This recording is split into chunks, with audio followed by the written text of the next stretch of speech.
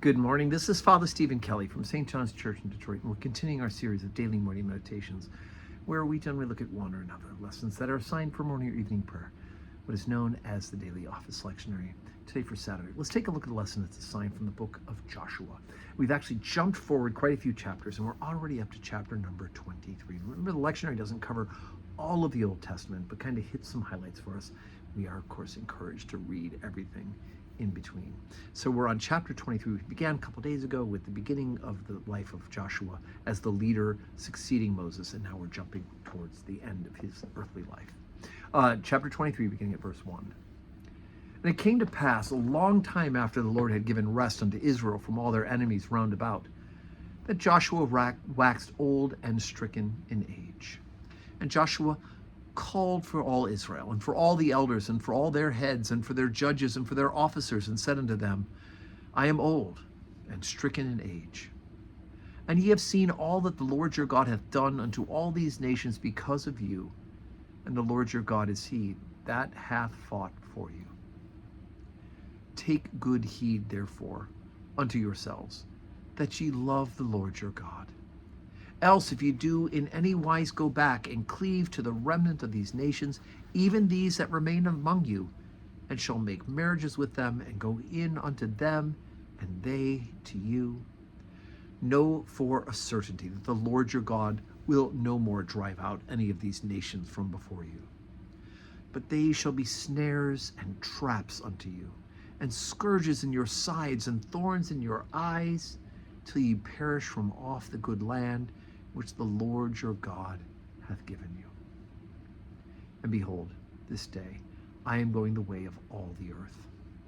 And ye know in all your hearts and in all your souls that not one thing hath failed of all the good things which the Lord your God spake concerning you. All are come to pass unto you, and not one thing hath failed thereof. Therefore it shall come to pass, that as all good things are come upon you, which the Lord your God has promised you, so shall the Lord bring upon you evil things, until he has destroyed you from off the good land which the Lord your God hath given you. When ye have transgressed the covenant of the Lord your God, which he commanded you, and have gone and served other gods, and bowed yourselves to them, then shall the anger of the Lord be kindled against you, and ye shall perish quickly from off the good land which he hath given unto you.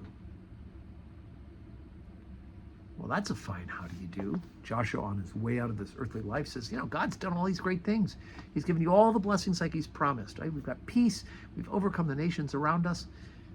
All's good.